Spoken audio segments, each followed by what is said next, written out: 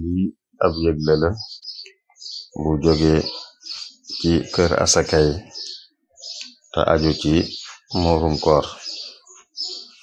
Bismillahir rahmanir rahim. noo ngi sant yàlla di jul ci yonent bi sallallahu alayhi wa alihi wa sallam di ñaan yàlla mu dolli ko xéewal ak mucc moom ak njabootam ak saxaabaam ak képp ku féete ak moom. muurum koor farata la ci jullit bu ko man bu ne.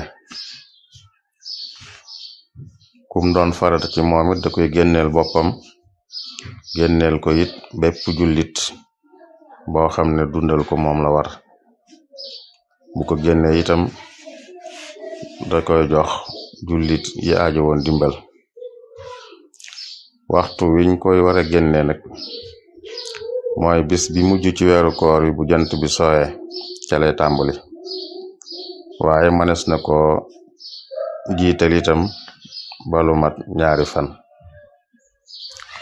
li ñuy génne nag ñeenti bari ci loxo la wara doon, ci loxo yu digg doomu. ñu génnee ko it ci ñi ëpp ci réew mi li ëpp ci seenub dund.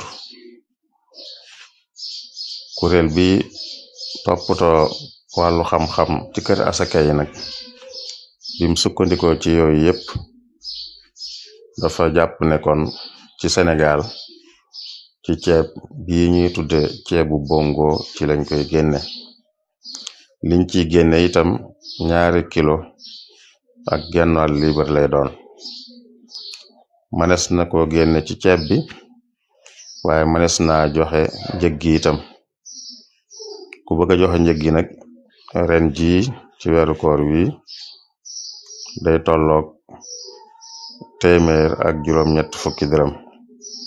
noo ngi ñaan yàlla mu nangul nu sunu koor ak lépp lu baax lu ñu ci def.